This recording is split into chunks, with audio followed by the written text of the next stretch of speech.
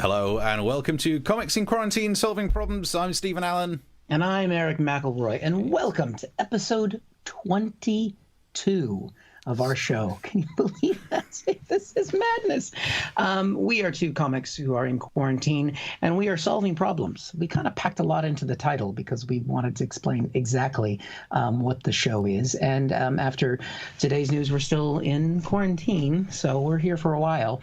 But basically, it's where we solve your problems. If you want to send them to us, we can solve the world's problems as well, which I think, Steve, after 22 episodes, how's the world looking from your point of view? I mean, it's almost like we've created slightly more problems by suggesting wearing jackets and ties during a heat wave. But other than that, I think we've solved a lot of problems. Yeah. And we did discuss losing the ties and the jackets, didn't we? I'm not willing to do it. Not yet. Showbiz. Yep. I asked, and you said no. And you said no. So here we are. So yes, if you're enjoying the show throughout, you're welcome to buy us a drink because we are still, at this moment, Unemployed Comics. And you're welcome to do that on the Joke Pit link there. But you can also comment to us and send us things to say throughout the show. But we do want to get into the day's news, Steve. I mean, come on, this is the best news forever, isn't it? This is Britain gets its life back. Things are opening up. July the 4th is when we're going to get so many things. In fact, I've made a little list of the various things that we will be able to start to enjoy. The pubs will be open with...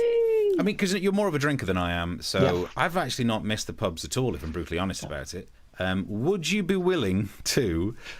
sign your name on a little register? I don't know if you're already on a register. That's a personal question. But remember at school. So would you mind them taking a register in the pub? Well, as you've already said, Steve, I'm much more of a pub person. I mean, I've chosen to emigrate to this country specifically for the pub culture that you have. Because the bars and taverns are nice in America, but you can't bring your dog. And your kids as well. But you can't bring your dog.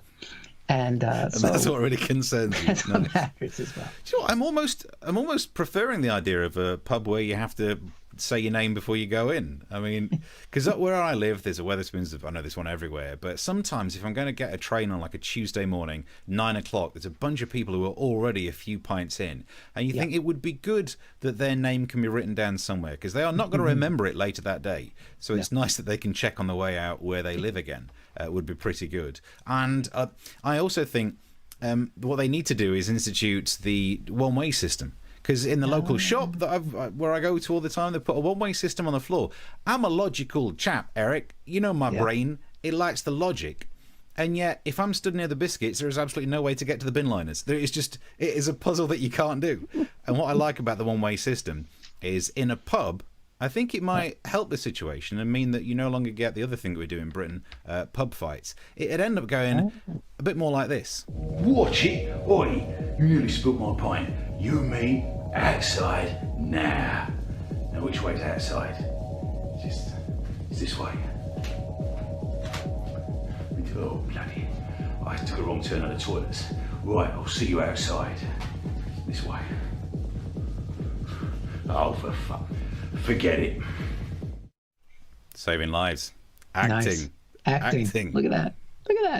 If this show doesn't get a BAFTA, there is no justice from this lockdown whatsoever. Back to the acting. Restaurants open. Are you happy about restaurants opening? Yeah, I mean, I think we're just still be too nervous to eat out. I mean, we haven't had takeaway once this entire time. We've done everything with home cooking. Luckily, my wife can cook. I can make tacos. That's my thing. But yeah, I don't know. Just the people who work in restaurants, they're just dirty. I've definitely had takeaway so much that I had a pizza delivered to where I was sat in a park at one stage. No. Because you cannot do that. Turns out you can. If you drop a pin and use an app and then just flag them down, you definitely can. Park pizza is the way forwards. It's like outdoor. They say outdoors is safer than indoors. Park pizza. Solving your problems. There's nothing quite like sitting outside eating food with this beard to make people think your life has not gone well. The other thing that we could do, although I do, before we move away from restaurants, because it's the new rule, 2 meters or 1 meter plus. If you can't stay 2 meters away, you have to do other things to mitigate it, which they say includes perspex screens or face masks. Now, I'm not an expert, but you try eating with a face mask. Delicious steak. I can't wait for this. Dying. So they need to look into that. 2 households can get together. Are you happy about this? You coming over, Steve? Oh, I'm busy. I've got to be in a park eating some. My God. I got some park pizza ordered for when was it that you were suggesting? Whenever it was. That's when I can't do. It says any two households can get together. I'm not sure any two would be quite wise, because if it's the two out of Romeo and Juliet, some shit's going down. Although those kids were 14, they should be in school, but they're not back. Hairdressers, not something that concerns me, although look at what's going on with this. Are you happy about hairdressers being open again? Well, I just cut my son's hair for the first time on today. What day it is? It's Sunday, and he was happy with it. So, I mean, that could save me some money every year. But I'm not letting anybody touch these golden locks. That's got to be done by a professional. So, I used to work in the beauty industry, so I'm very sensitive about these things. Okay. Do you not think it's weird then, from the point of view of an expert beautician, that they've not opened nail bars, but they are opening hairdressers now? Hey, again, they're working on the nail bars. I'm not an expert, but your nails are definitely at least arm's length. And your hair is a lot closer to your head, unless it grows elsewhere like it does for the bald people. But still. And look, nail bars would be fine, but hairdressers, the normal chit-chat they do is, been on holiday this year? Of course not. Been in flipping lockdown. Stop rubbing it in, hairdresser. Although I did this on Twitter earlier on. It's going to be from July the 4th when you can get your hair done, or as we could say, hashtag Sean on the 4th of July. No one liked it when I tweeted it either.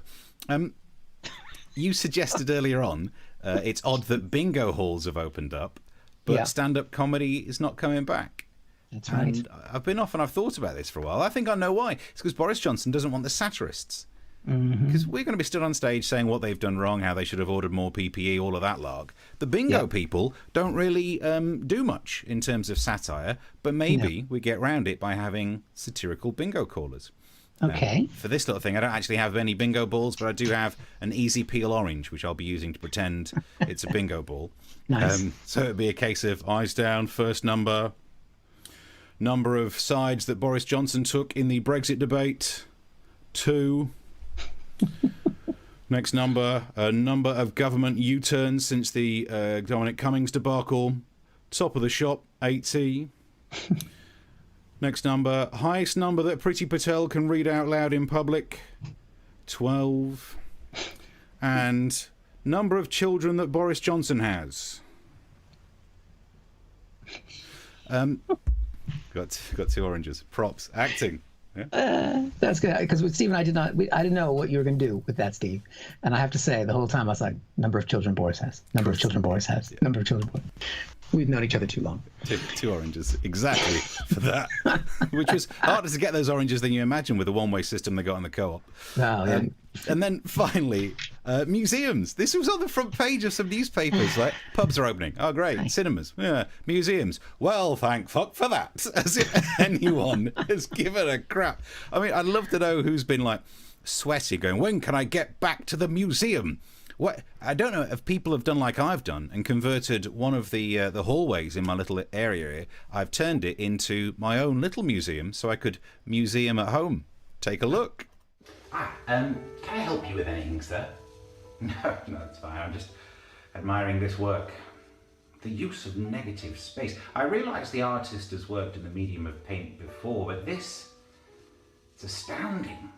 Like an essay on the futility of the human condition. Almost a love letter to the emptiness that resides within our hearts. Astounding. Unsigned. Very clever, yeah. That's a wall, sir. Yes, it is. Yes. It's the main museum's through that door. No, I've just come from through there. That's where all the racist statues are now. Wouldn't be seen dead in Bigot Two Swords. Thank you. Acting. Wow. I mean, as an unemployed comedian, how can you afford art of that caliber? It's amazing, isn't it? I had to scour the flat to find the bit of wall that didn't have either patches on it or a crack down the wall. So nice. Harder than it looks, quality. This comedy online luck. And actually, it was one of those where by writing the sketch, I realised, all of the time they keep saying these statues should be taken down and put in a museum. Why are they trying to make our museums racist? No one's going to want to be seen dead going in a museum for fear of, it's not going to look good, is it? Put it that way. Yeah. Yeah, I think definitely not the time. Not the time. Do you reckon we, as comedians, are going to get live gigs again soon? Well, there's been mixed messages today on the different comedy forums about whether or not we can be back, because apparently you can go to the cinema, but they can't have live performance. You can have them at the theater, but they're worried about us exhaling and getting all breathy on people. So there's different rumors about clubs opening and not opening. I mean, if it continues like this, I mean, you're probably just going to see comedians around every corner of every place you can go, standing there with a mic stand and a speaker. Just be like at every museum, there'll be a comedian, because that's where we'll belong if they don't let us back into the clubs. Out on the street. So yeah, I'm not sure whether or not there'll be live gigs back anytime soon. But who needs live gigs when you've got comics in quarantine solving problems? Buy us a drink. The link is down the bottom. Check the little words underneath it as well, and keep sending the messages. Right, so Mark says, evening, Steve and Eric. Re Weatherspoons, if they insist on names, are they going to write them on the pint glasses? Ah, that's good. So when you pull bits of pint glass out of someone, you can work out who it was that put it there. Also, Chris says, method. Thank you.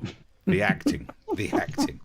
And 2 COVID victims, 88, says Mark Randall. Oh, that's harsh. They should have been shielding, but it's all over and done with. And right, so wherever you sat watching it, we've got some messages coming through. We'll get back to more of these, and don't forget, you can buy us a drink. The link is down the bottom. Right, what are we dealing with next? Well, I mean, somebody who loves live performance almost as much as we do, Steve, and I think also just wants to just connect, let his inner comic out, crack a few jokes every now and then, is of course the President of the United States. And he's been missing his live events as well. That's where he gets to get his fascist on. And, you miss it. You miss it when you don't get to do that. And, I don't like to say that I empathize with Donald Trump.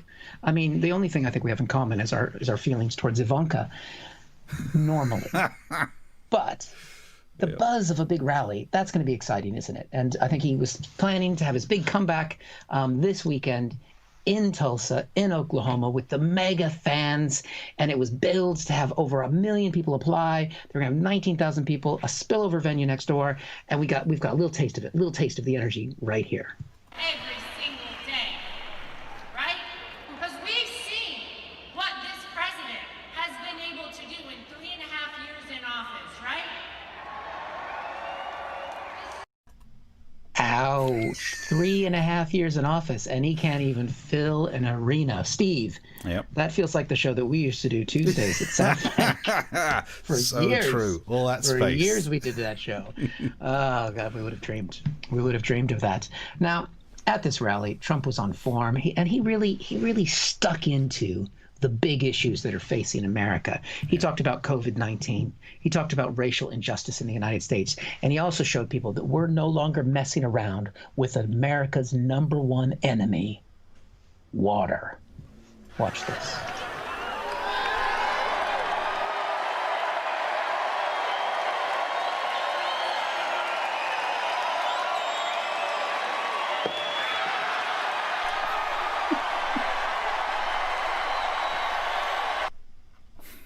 Bad luck, that guy. Poor guy. Wrong place, wrong time.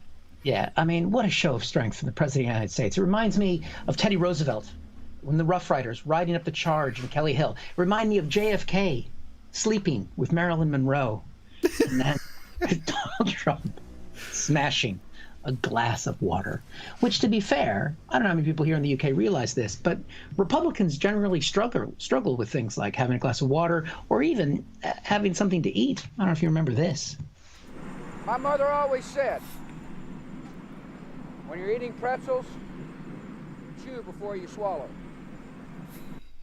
Oh, bless. Chew before you swallow. That's what Mama says, because remember, Republicans aren't good at eating. They're not good at drinking, but they are good at fucking us over.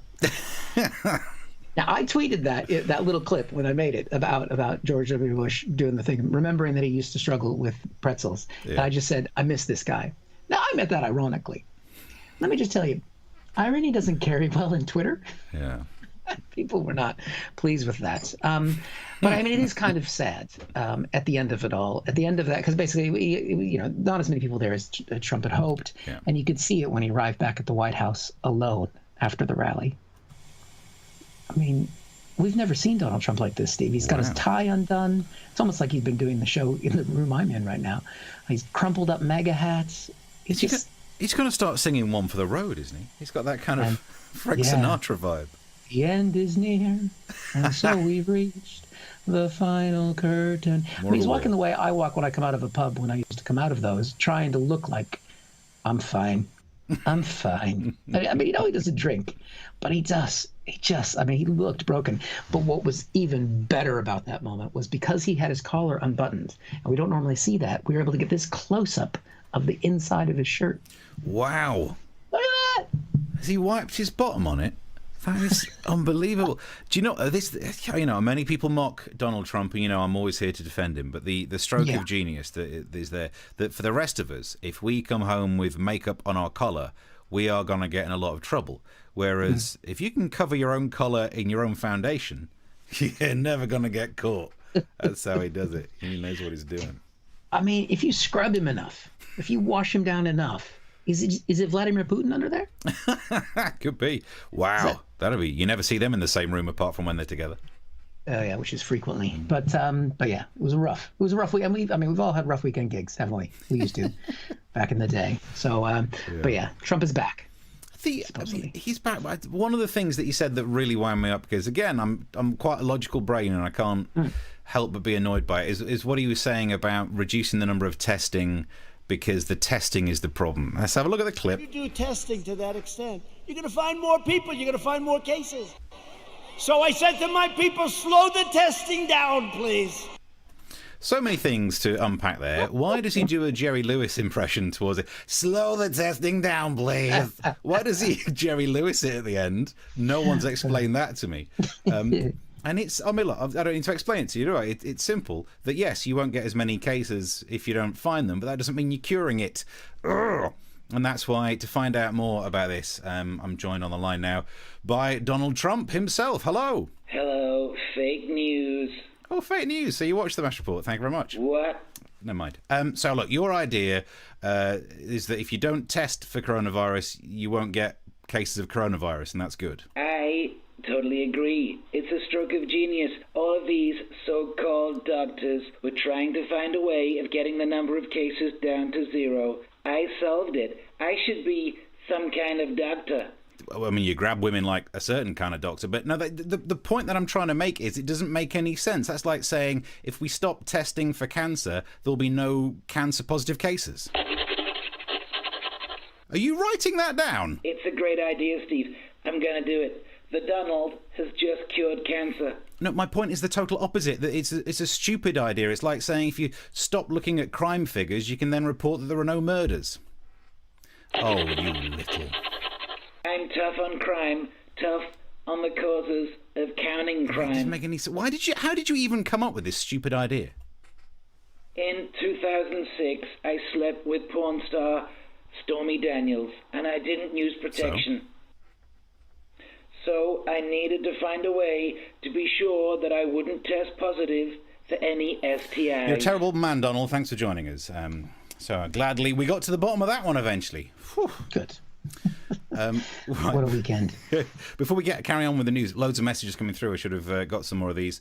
Let's have a look. Chris says, as a musician, I doubt that I'll be gigging again soon. I know I feel the pain. We just can't get out there. Taking a long, hard swig of ultraviolet treated bleach infused H2O. That's what it was. Yeah, totally. Or did they swap it with vodka and not tell him? Which explains the walk at the end.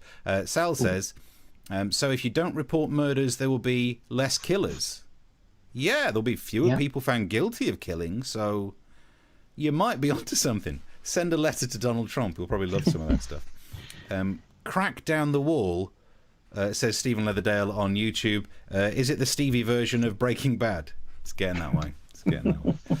Also, before we don't forget the links at the bottom, but I wanted to quickly do this as well. We've been saying for ages that if you're watching this, send us a picture of how you're watching it, especially if you're doing the YouTube or whatever being thrown to your TV. If we're on your TV set, we would love to see the pictures. And we've had some sent in to us. So here's a picture of, we're on Stu's telly. That's when he was watching us on his telly there. Nice. James sent us a picture. This is when we were on James's telly. That was in Canada.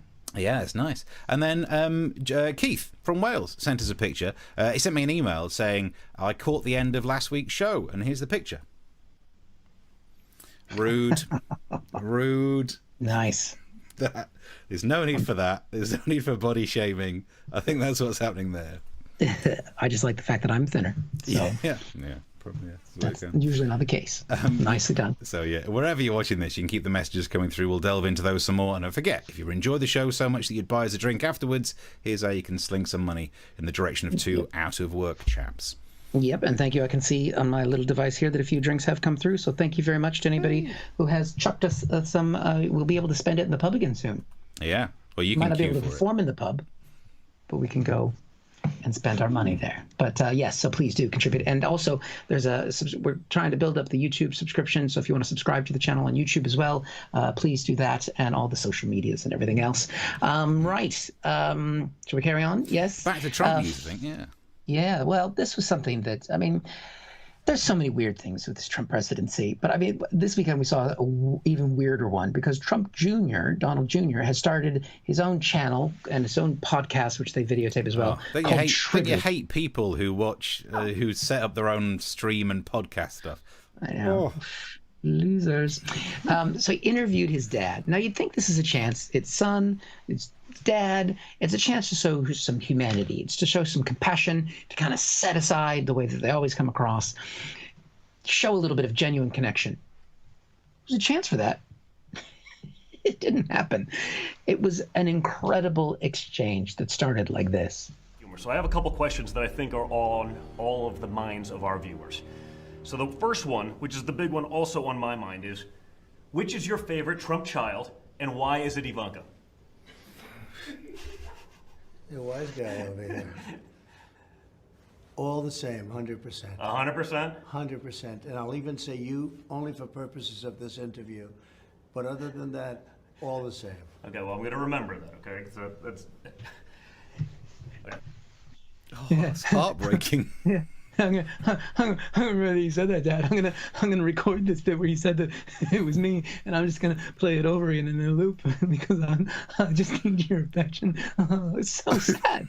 I watched it. I'm like, because they edited this before they put it out, and they went back to him for the reaction shot where he clearly was just like, oh, it's heartbreaking.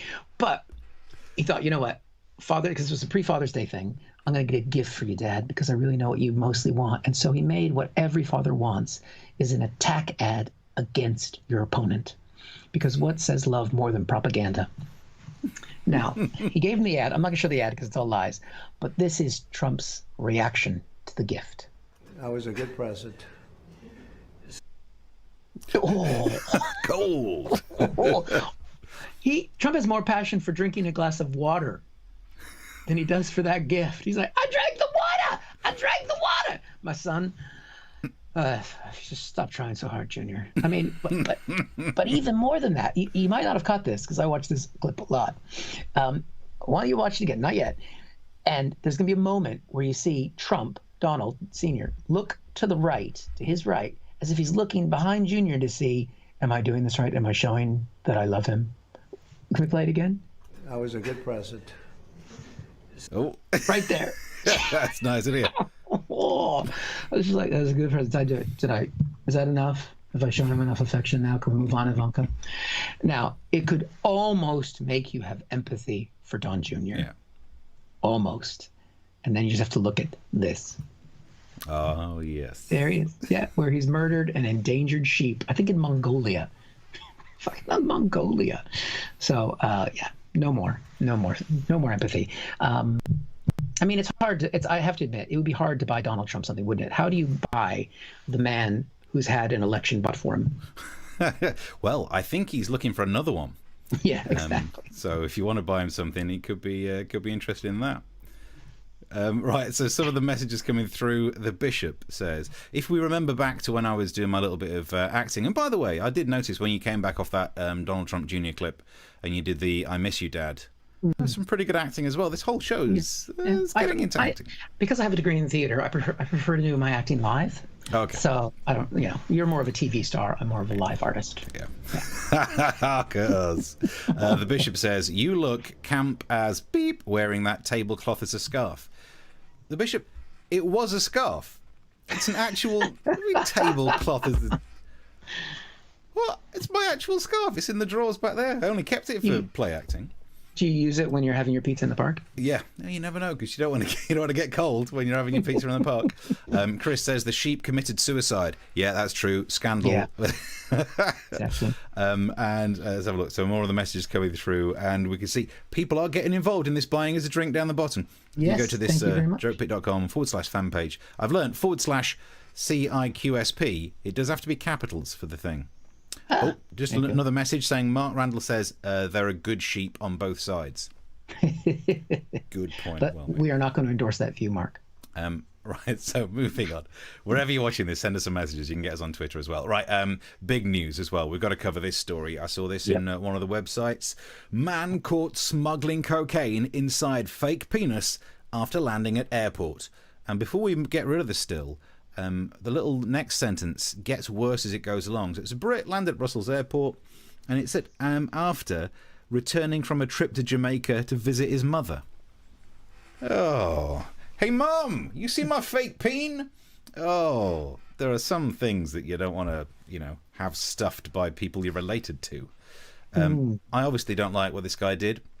I mean, drug smuggling I can give or take, but what a waste of a fake penis. If I had a fake penis, I would not be smuggling drugs with it.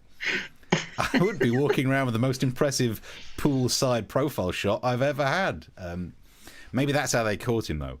I imagine, if you give a bloke a fake penis, he'll be walking through the airport going, oi, oi, oh, look at that, oi. And that makes you easier to spot. It's interesting because normally people smuggle things, up the nature's pocket. I suppose he could have done that as well. That is the good thing about a fake penis. It fits up there. Yes, it does. Here is my concern that when Richard Reed, the shoe bomber, was caught with bombs in his shoes, ever since then we've not been allowed to wear our shoes when we're walking through security in an airport. Now, if people are smuggling things in their fake penises, I'm a little bit worried about what's going to happen to the security checks. So look, this show, Comics in Quarantine Solving Problems, we're not just here just to talk, we do investigative journalism as well. Yeah. So I mic'd myself up and did some undercover because we couldn't do filming in the airport. You're not allowed to film, but you can record. So I got a wire on me so I could record the conversation. As earlier on today, I tried to get through Stansted Airport's security. Here's my report. Right, sir, if you kindly put your shoes in the tray. Oh, yes, of course, yeah. And also your belt. Oh, yeah. And your trousers. I'm sorry? Sir, please do not make a scene. Make a scene? You're the one getting me to take my trousers off in an airport.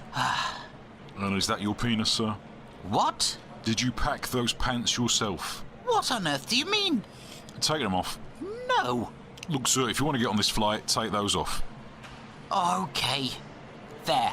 And now you're going to try and work out if this is fake and I'm using it to smuggle drugs? No, sir. Because if you're using that to smuggle drugs, it's barely enough for personal use. I like the time you took the time to go to Stansted and do that investigative journalism, and you still gave yourself a tiny willy. Yep. Yeah. You could have gone large, Steve. This is what holds your career back. Is it? I don't know. I can't help thinking it's helping me. Some of the messages. So Chris says, "Up the council gritter." Thank you for that message. One of the Frankie Howard films that they don't put on ITV4 so often. And let's have a look. So on Twitter as well, you keep the messages coming through on Twitter. Mark Randall, before we get to that, says, method. Yep. Thank you. The Bishop says, is this you without a beard? And he sent a gif of someone looking pretty manly. Yeah, let's say that's it. Not only have I put you on my big 56-incher, but I've recorded you two reprobates so that so that you can hear yourselves. Oh my days! Hang on. That's it. Wait a minute. So thank you very much to anybody who has chucked us some. We'll be able to spend. There you go. Look at that! A recording of us begging rather than just seeing it happen live. Did you record the bit where we're asking for money? So yes, it's a good plug to say that you can contribute to the show, especially because Steve really needs that extension. Yeah, it's not going to grow itself. Well, it is, but anyway. Right. I think we're getting very close to our final story of the show. Yeah. But that which means it's your final chance or two to hit us up with the Joke Pit page. But you can do that later. If you enjoy the show, you can share it with your friends and send it around. That's always good to do. And subscribe. All those kind of fun things. Yep. Now, this next segment, this is becoming a regular feature on the show. If you go back and rewatch, and as I do every day, I think I start the day watching the old shows, don't you, Steve? Oh, yeah. I sit around watching them late night more for me. What else is there to do? This appeared in episode 10. This appeared in episode 18. And by this, I mean a lady who's been teaching. She's from America. She's my people. And she's been translating some British, what some people call British traditions. Oh, well, that one. And yeah, I mean, she's been showing ways that I think you don't realize how you've been doing some things, but she's making them better. She's taking British things and making them better. Now she's moved beyond tea. This is the tea lady. Oh, so the woman who was teaching everyone how to make British tea by microwaving it and adding tablespoons of tang. Yep. I don't even understand most of that sentence. It's America. It's a great country. So what's she done now? Well, she's decided to tackle the English breakfast. All right, let's see. Yeah. Oh, wait a minute. Hang on. Here we are. Hey guys! So after my last videos, I got a lot of questions about trying an English breakfast. So today I am going to make you some British eggs. I understand the concept of English breakfast. Full English is a phrase, but British eggs, is that a phrase that is used around the world? Does she think British people lay eggs? Well, I mean, you kind of are uptight. And you do tend to have a lot of feathers. She's from America. She has no idea what other people from other countries are like. Are you kidding? All right, let's watch a bit more of it. So first you want to get your eggs out of the fridge. Okay. So then you want to crack them. Yeah. Put them in a bowl. Add a little salt. Add a little pepper. I mean, so far that's looking all right. Technically, there'll be some people messaging us now saying, actually, you're not meant to put eggs in the fridge. But no one's going to die from it. But okay, then what happens? Add a little sugar. What? Add a little whipped cream. The hell? Whisk it together. You're making a meringue, love. Put them in the microwave. Set it for 2 minutes. And that's how you cook British eggs. It is bloody not. That is a hate crime. I've never been so offended in my life. We don't have stoves in America, or grills, or counters, or everything is in the microwave. Because everything has that little nuclear edge to it there. It's a work of art what she's done. Sugar and cream on top. Pick one. Sweet or savoury. Main course or dessert. Don't try and do both at once. It's beautiful, isn't it? I mean, just...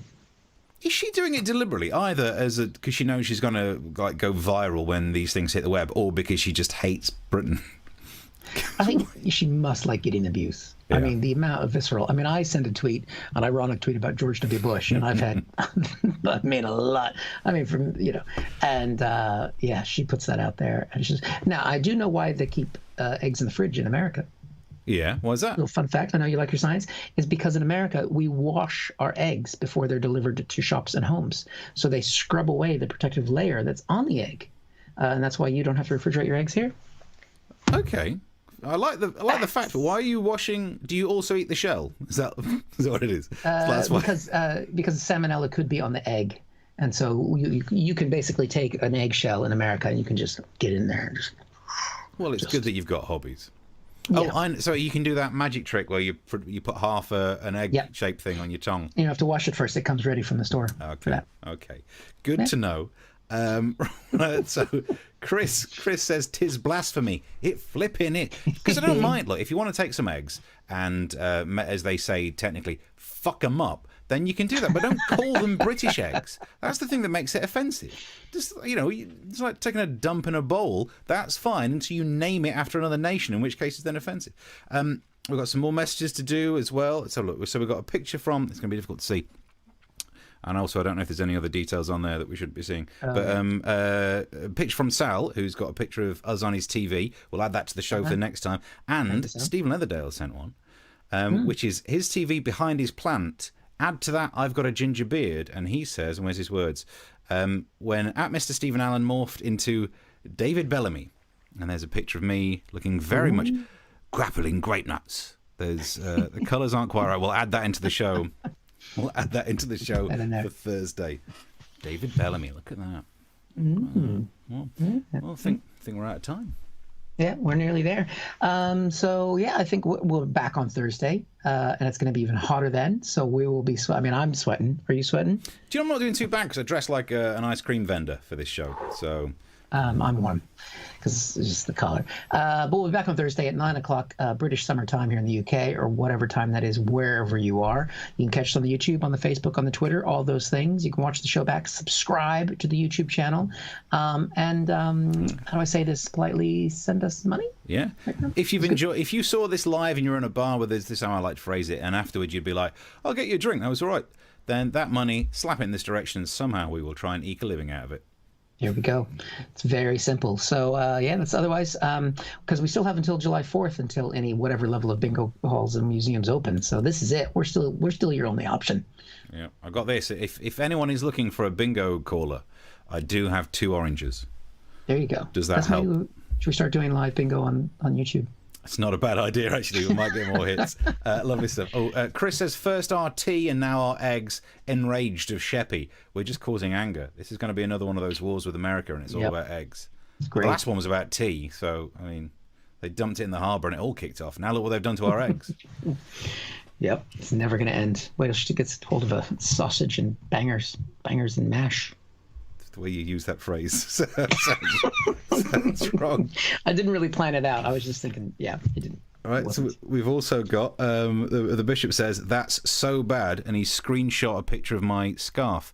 What's wrong with that scarf? It's a summer scarf for summertime scarfings. It's not a winter scarf, which is purely thermal. A summertime scarf has to be airy, but also fashionable. Let's just say before you were on national television, you never wore scarves like that. I've known you a long time, and that is not coming up. Well, you know, I'm not saying it's changed me, but it's let me afford scarf money, summertime scarf money. So that's how well I'm doing. Right, I think we're out of time. We're done. We've slightly overrun, but thank you very much for watching this stuff. And then Thursday, 9 o'clock, we'll see you then. There you go. Thank you very much. Till then, bye. Bye.